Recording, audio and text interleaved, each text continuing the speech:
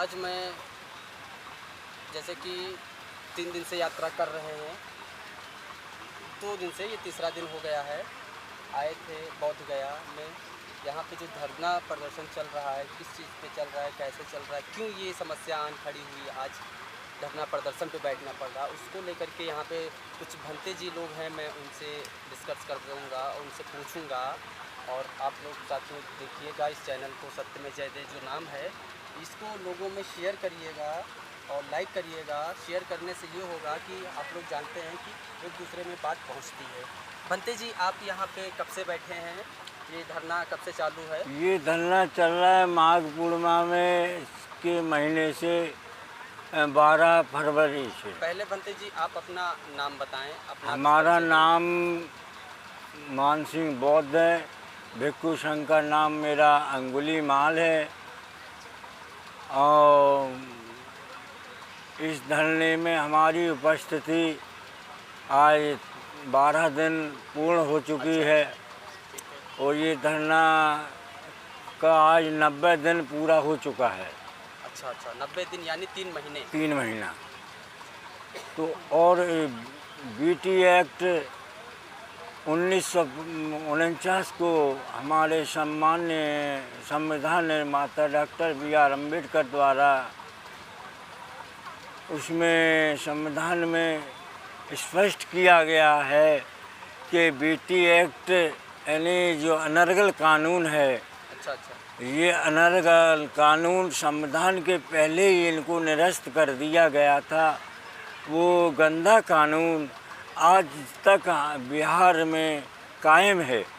और इसी के विरोध में हमारे ग्रामीण जन, हमारे क्षेत्रवासी, हमारे देशवासी सभी धम्मबंधु व उपासक उपासिका विभिन्न अंचलों से चल के यहाँ पर बीटी एक्ट को रद्द करने के बाबत में हम अपने यथावत स्थान पर जमे हुए हैं।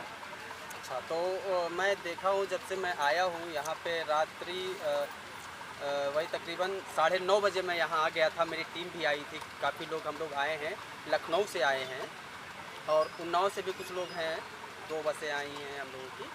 तो यहाँ मैंने देखा है शासन प्रशासन जो है यहाँ का, कोई सिक्योरिटी, हमें सिक्योरिटी गार्ड नहीं दिखा यहाँ पे, कोई मतलब प्रशासन की ओर से नहीं दिखा। ऐसा क्यों है?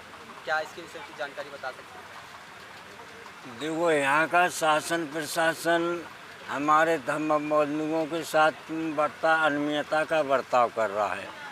क्यों कर रहा है कि कहीं ये मनुवादियों के शिकंजे में हमारा टेम्पले आज है, ये बौद्धों की धरोहर है, विश्व धरोहर।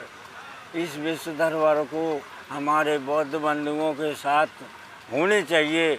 जैसे विभिन्न संप्रदायों में, जैसे मुस्लिम संप्रदाय में आज किसी भी सदस्यता अन्य धर्म के लोगों की नहीं है, उन्हीं के समस्त लोगों की सदस्यता रहती है। हाँ, जैसे मुस्लिम धर्म है, जैन धर्म है, तो उनकी शाखाएं विभिन्न धर्मों में नहीं है, उनकी अपने मजहबों में यथावत सुनिश्चित है। और हमारे बौद्ध स्तूप पर हमारे मनुवादियों का कब्जा है। और अगर इसमें आप लोगों का कब्जा है तो हमारे यहाँ पड़ोस में आपने हिंदू मंदिर, राम मंदिर बनवा दिया है। उस मंदिर में अगर आप इसमें सदस्यता कर सकते हो तो उसमें सदस्यता हमको भी मिलनी चाहिए। बिल्कुल बिल्कुल भंते जी, जैसे कि मैंने देखा है, आज मैं गया हूँ, जो टेंपल बना हुआ है उसके अंदर भी मैंने देखा और बाहर भी देखा, बहुत सी चीज़ें ऐसी जो कि बहुत जर्जर हो चुकी हैं।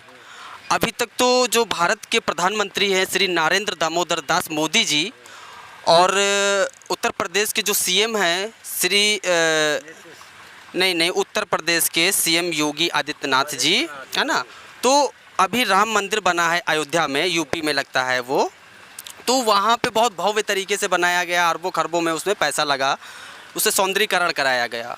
और ये जो बोध गया है, बहुत पुरानी मान्यता रही है यहाँ पे, बहुत पुराना ये टेम्पल हो चुका है, हज़ारों वर्ष पुराना हो चुका है, 2500 वर्ष पुराना। 2500 वर्ष पुराना।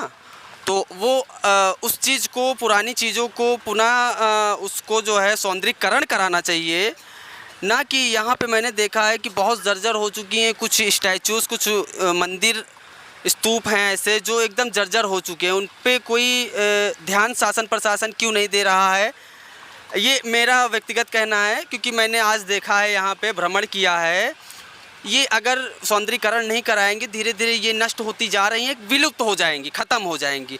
तो ये हमारे हिसाब से नहीं होना चाहिए। पहले तो बात, आप नया नया कुछ बनवा रहे हैं, उसको बहुत अच्छे से बना रहे हैं, अरबों खरबों लगा रहे हैं, लेकिन आपकी जो पुरानी चीज़ है उसको सौंदर्यीकरण नहीं करवा पा रहे हैं, ये बहुत दुख की बात है। तो इसके विषय में आप कुछ बताएं भंते जी। ऐसा है श्रीमान जी, सौंदर्यीकरण हमारे विभिन्न पार्टियों के मंत्री मिनिस्टर रहते हैं, वो मंत्री मिनिस्टरों की कहानियाँ कुछ विपरीत हैं। जैसे कि अपने यहाँ के मंत्री, प्रधानमंत्री विभिन्न देशों में जाते हैं तो कहते हैं कि मैं बौद्ध की धरती से आया हूँ, जब भारत में वापस आते हैं तो ये युद्ध की भावना छेड़ देते हैं। अच्छा, अब उन भावना को हमारे जो दलित विभिन्न समुदाय के लोग हैं, कुछ कूड़ी पैक्ट में बिक जाते हैं, कुछ भोजन सामग्री में, कुछ दारू में इत्यादि विभिन्न नशे में गिरफ्त हैं, और उन्होंने अपना महत्व ही नहीं समझते हैं कि हमको कैसे जीवन यापन करना चाहिए। इन विभिन्न कुरीतियों के कारण हमारा सौंदर्यीकरण ब्रेक पड़ा हुआ है। और भंते जी, जैसे कि मैंने अभी देखा यहाँ पे, अभी तकरीबन अभी टाइम 11:05 हो रहा है, 15 से 20 मिनट पहले मैंने देखा यहाँ पे एक घटना सुनने में आई है कि एक बच्चे को लेके कोई भाग रहा था, यहाँ पे चोर आया था। उस चोर को लेकर के मेरा तो ये मानना है कि प्रशासन को इन सब चीज़ों को ध्यान देना चाहिए, यहाँ पे सिक्योरिटी रखनी चाहिए। बहुत से लोग आते हैं, देखिए ये भारतीय नागरिक एक हैं और इनकी सुरक्षा व्यवस्था कहीं भी रह रहे हैं, अपनी मांग रख रहे हैं, अच्छी बात है, मांग रखना भी चाहिए अपने अधिकार के लिए, लेकिन प्रशासन को सिक्योरिटी देना चाहिए यहाँ पे। ये बहुत दुख की बात है, मैंने सुना, तो क्या ये सच है? बात तो आपकी सोलाना सच है। नहीं, जो यहाँ पे अभी चोरी की, बच्चे चोरी की सुनने में आई, मेरे को भगदड़ बची थी, मैं खुद देखा था, तो क्या ऐसा कुछ हुआ है या ये लोग फर्जी कुछ बताएं? ऐसा कुछ फर्जी हो या असली हो, सुनने को मेरे को भी मिला है, देखने को भी मिला। मैंने अभी भी देखा, उसको बहुत मार रहे थे, लेकिन भाग दौड़ने वाले भी दिखे। अब यहाँ का प्रशासन क्यों विभिन्न पार्टियों के चलते हुए उन पार्टियों के अनुबंध रहते हैं, उस अनुबंधता के कारण पहली बात तो वो संविधान का दुरुपयोग कर रहे हैं। वो संविधान निर्माता के अनुसार जो हम और आपको हक अधिकार और विभिन्न सुख सुविधाएं प्राप्त हुई हैं, उन सुख सुविधाओं का दुरुपयोग कर रहे हैं। जैसे कि एक कांस्टेबल हो या वरिष्ठ कर्मचारी हो, ये अधिकार हमारे संविधान निर्माता ही के कानून के अनुसार इनको प्राप्त हुआ है। बिल्कुल बिल्कुल बिल्कुल। और उसका महत्व न समझते हुए पंडित पुरोहितों की विभिन्न शाखाओं की बुनियादों से जुड़े हुए हैं, जो लोग उन शाखाओं के अनुसार क्रियाकलाप करते हैं और उन्हीं क्रियाकलाप के अनुसार हमारी शाखाओं में विरोधाभास फैला हुआ है और विभिन्न अनियमितताओं का कार्य चल रहा है। जैसे कि साथियों देखे हैं आप, मैंने अभी भंते जी से जानकारी ली इस चीज़ को लेकर के कि यहाँ पे शासन प्रशासन कोई सिक्योरिटी नहीं दे रखी है। यहाँ पे काफ़ी लोग आते हैं, उनकी एक मान्यता है, उस मान्यता को लेकर के यहाँ पे आते हैं, तो उनकी सुरक्षा के लिए शासन प्रशासन को ध्यान देना चाहिए यहाँ पे कि ये लोग बैठे हैं तो इनकी सुरक्षा एक भारत की सरकार को ध्यान देना चाहिए, वो उसकी जिम्मेदारी है।